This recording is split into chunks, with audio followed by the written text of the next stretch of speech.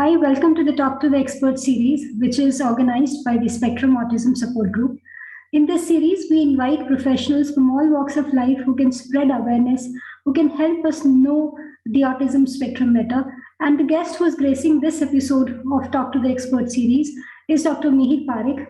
Dr. Parekh has recently started a new venture called the Urja Mart. This is one of its own kind mart, which is for the autistic kids and which is very, very inclusive in terms of its infrastructure. Dr. Mihir Parekh has been a child psychologist and he's working very closely towards the learning disabilities and disorders of all kinds. He has been supporting the kids under the spectrum, and he's here with us today to talk more about what autism spectrum is and, most importantly, how we can become an inclusive community to support the kids and their families who are under spectrum.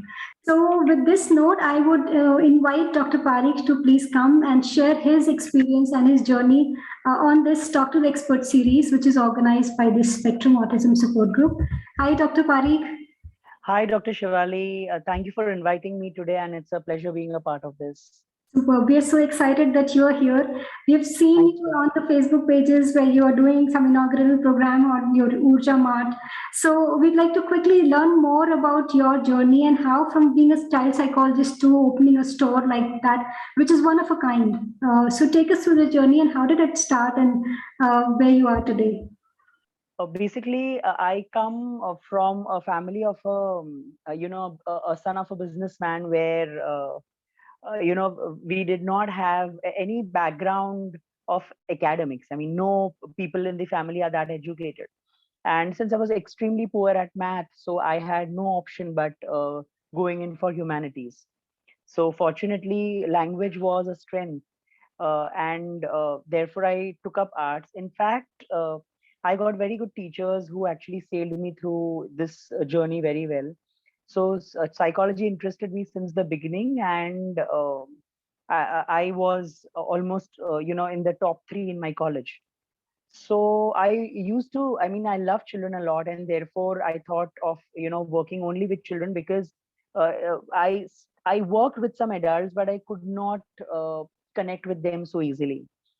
And therein I came at a point where I started teaching children with special needs because I never knew my strength that I'm a good teacher also. So teaching one child is, I mean, she was a child of my maid, but that girl actually brought me into this field of special education.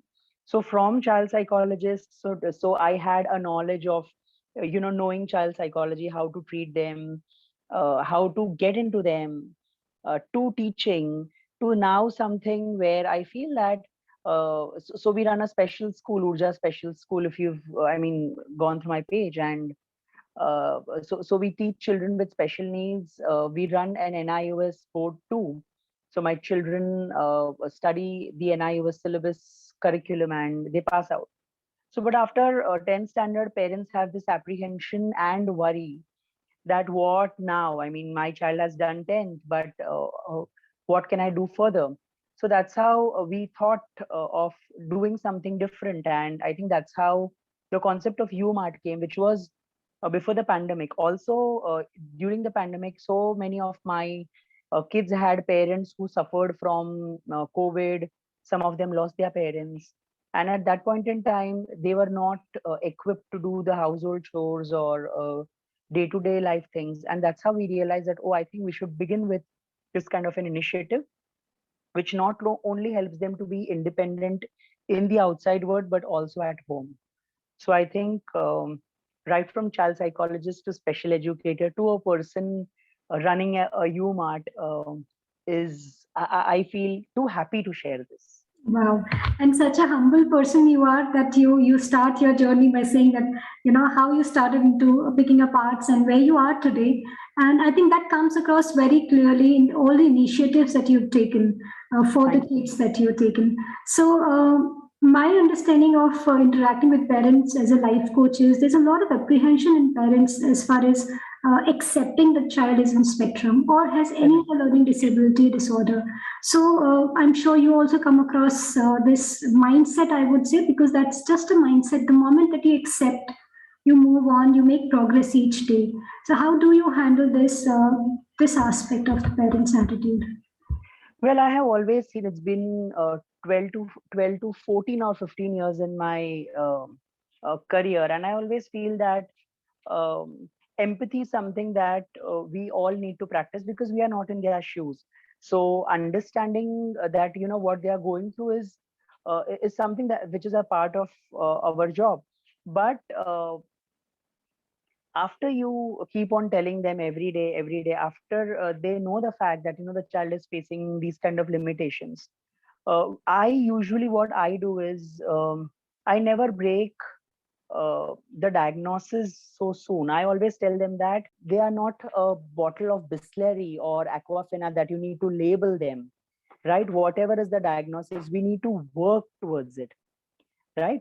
So they are usually into a lot of denial. So it is a process where we keep on talking to them, we psychoeducate them. At times we also run some personal courses for them to know what the disabilities are all about, and then gradually they start to accept it that but it takes a lot of time, I would say years altogether, for a parent and especially for a mother to realize that, oh, there is a concern.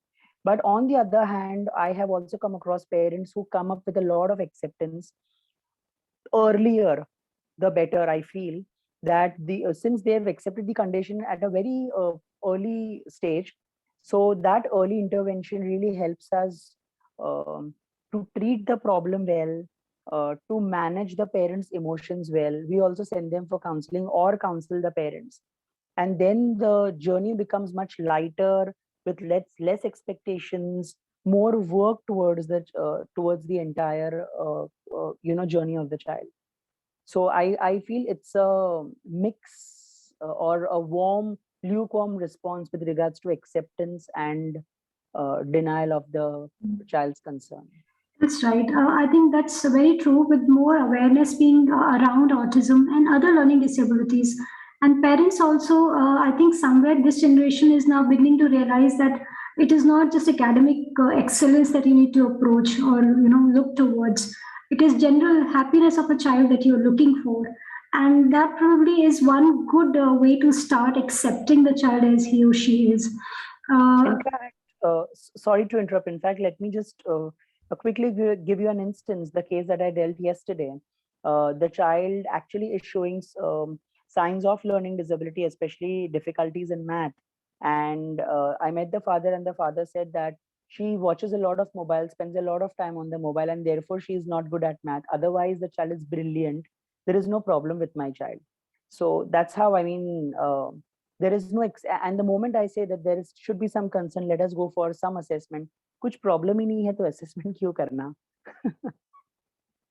No, that is true. This, I think, this virtual autism, because of the too much usage of gadgets, is Yeah, hindering the natural intellectual growth of a child to be able to reason things. And I think that is also affecting the span of attention for the kids who are in the early stage of 2 years, 3 years, and now getting into school. So this is correct. one of the concerns that some of my educationist friends have also shared, that True. earlier, before COVID, the number of such kids with learning disability was, 1 or 2 in 100, but now it is reaching to 6 and 7 in 100 kids. Oh, So that is increasing, and I think somewhere too much of gadget exposure, too much of those fast-running cartoon series that kids watch, and the far loud music, and a lot of sensory overdose which is happening for kids is actually affecting their general intellectual development. agreed, These are agreed. some challenges that I come across as a life coach. What are the challenges that you come across as a psychologist, as a practitioner, when you interact with parents, other than not accepting? Hmm. So, are there any challenges that you find and you're facing currently? Firstly, I feel that the community is not sensitized. How much ever the parent tries to, or if any media or any movie comes in, it shows effect for a very limited period of time. I think only till the time they walk out of the theaters and talk about it, and then it is lost. So I personally feel that we need to sensitize the community, because when even the child comes in for therapy, even in schools, I would say that when the child comes for therapy, they would say कि ये पागल है, or he's a slow learner and therefore he's going in for therapy. So the child personally gets demotivated and do not even perform in the session. So that of course becomes a challenge. Also, therapy compliance from the parents at times is a big challenge, because maybe because of the financial constraint, or maybe because of the distance constraint, or maybe they are not that motivated to attend the therapy. So thirdly, that whenever, in fact, we are talking about children on autism spectrum, so they have meltdowns, they have shutdowns, or maybe they have any kind of a tantrum because of some or the other triggering episode. So then it becomes very difficult for the people around to understand that why was it, how did it happen, and what were the triggers. So they immediately get scared, they change their body language, feeling that they will be harmed by the child, but that's definitely not the case. So I think these kind of challenges we face every day, because when we take kids out, and people have a very different approach. Even children in the playground don't play with the other kids. Many a times we see, and I mean the episodes, I would say it would be the umpteen number of times we've um, faced this. So yeah, so I wanted to also talk about Urja Mart and wanted to congratulate you and your team. I think you Thank you did so a much. phenomenal job, because this Urja Mart is one of a kind of initiative that you have taken up. Less heard in India.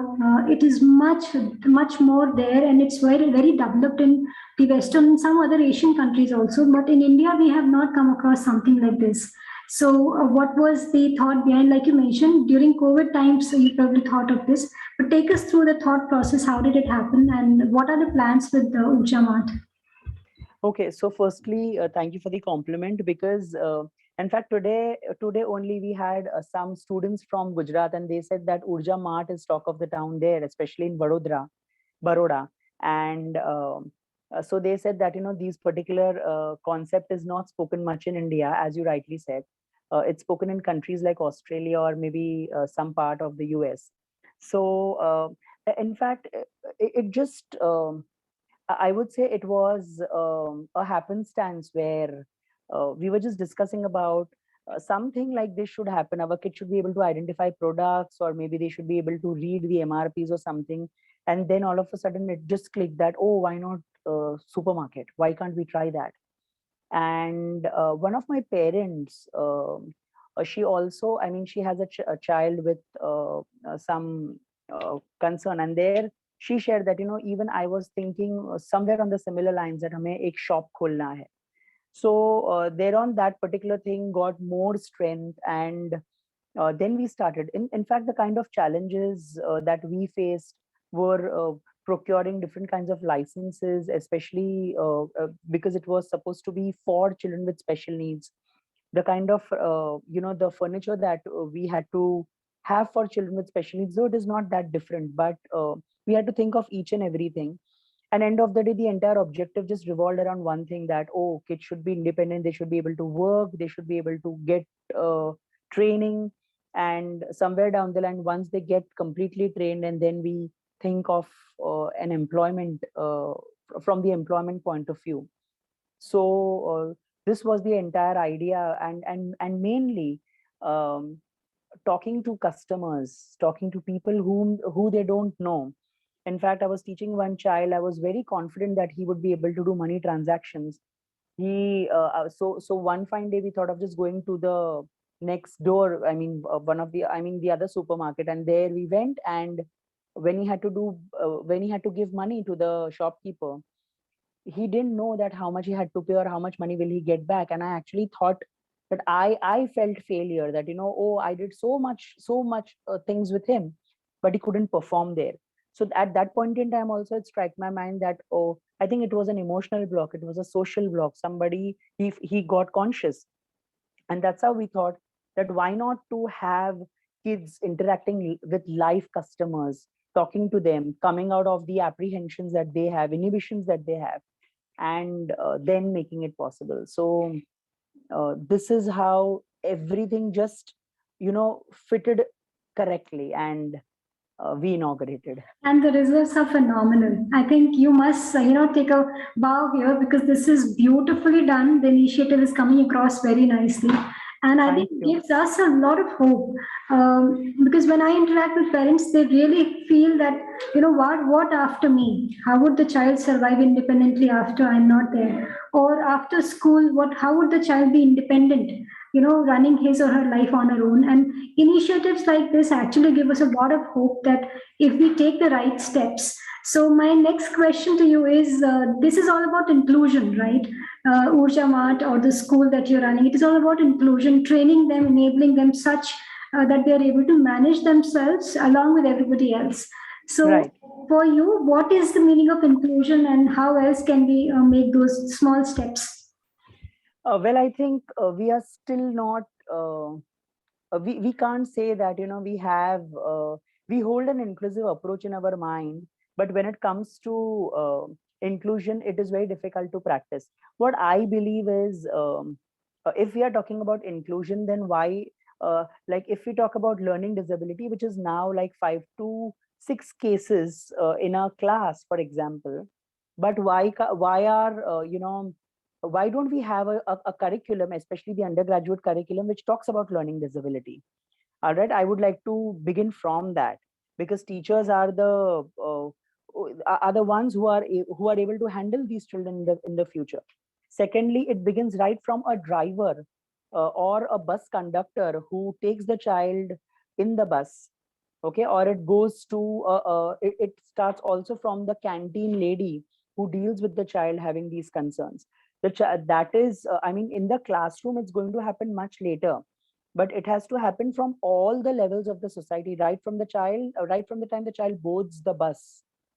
So I think that kind of inclusion is not getting practiced. Children with severe disabilities, okay, somebody who's confined on a wheelchair or something, they get jobs, okay, because they have that some kind of quota. But what about kids who are slow learners? What about kids who are neither this side nor that side of the intellect? And these parents face so much of difficulties. There are some percent of reservations in some MNCs.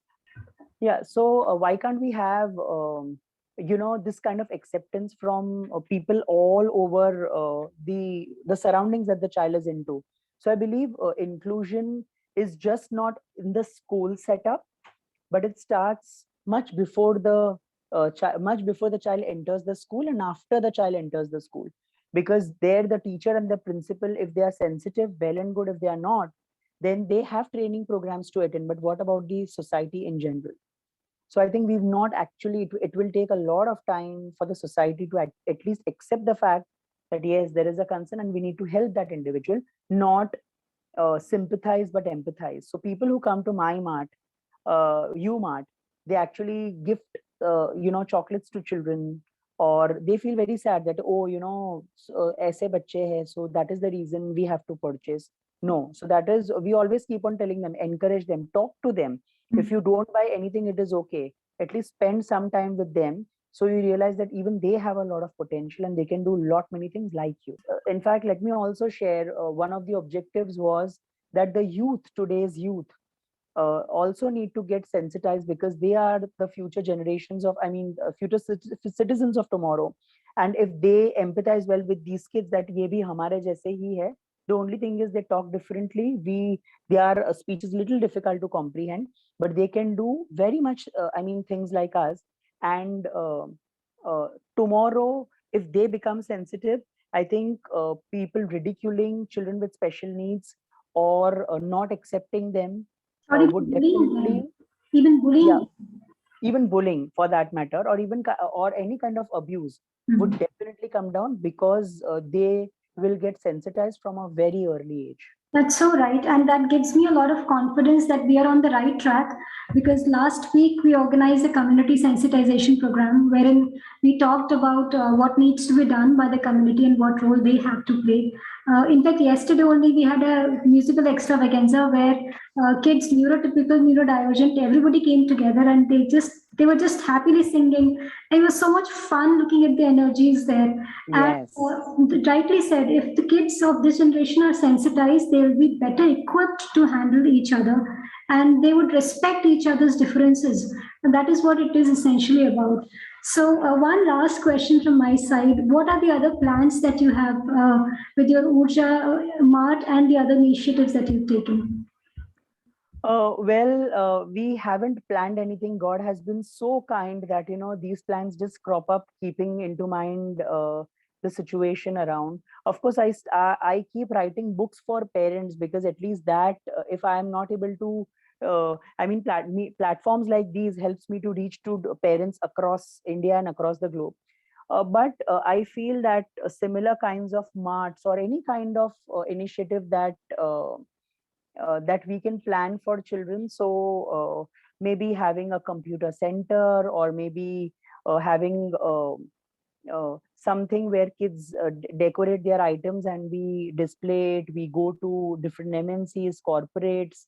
They have something like this in their so it's all about spreading awareness. In fact, honestly, I have not planned anything, but yes, in case if something that really touches me, and if God gives me that courage to handle it, and also that financial part is taken care well, I think we will definitely come up with something more in terms of employing these children. Because there was a I think a miscommunication spread that Urja Mart is into employing children with special needs, but it is firstly there to train children with special needs and then provide employment. Because once they get that training, they will automatically have that self-confidence, and then they can reach to any heights they want. Beautiful. So, like you said very well, that the corporates need to plug in now as part of their CSR activities. Correct. The Spectrum Autism is also addressing all the corporates in the month of April for them to become aware and talk about inclusion. We're talking about inclusion in terms of employability, that who all should be employed, who all can be employed, and who all should be, there should be space for everybody. So might as well start talking about these kids who are learning to be, who are trained, who are now in a way that they're there and they can actually contribute to the society and being productive, being independent. Absolutely. So the entire month of April, we are running slogans and artwork, some sort of these teasers to reach out to corporates and ask them to be part of this drive. So we all move forward and nobody's left behind. So thank you so much on behalf of the entire the Spectrum Autism team for joining us today. And I'm looking forward to meeting you again, because there's so much work that we need to do together. So thank you so much for this time and the information that you shared. Thank you, ma'am. Thank you, audience, for watching. Thank you. Thank you.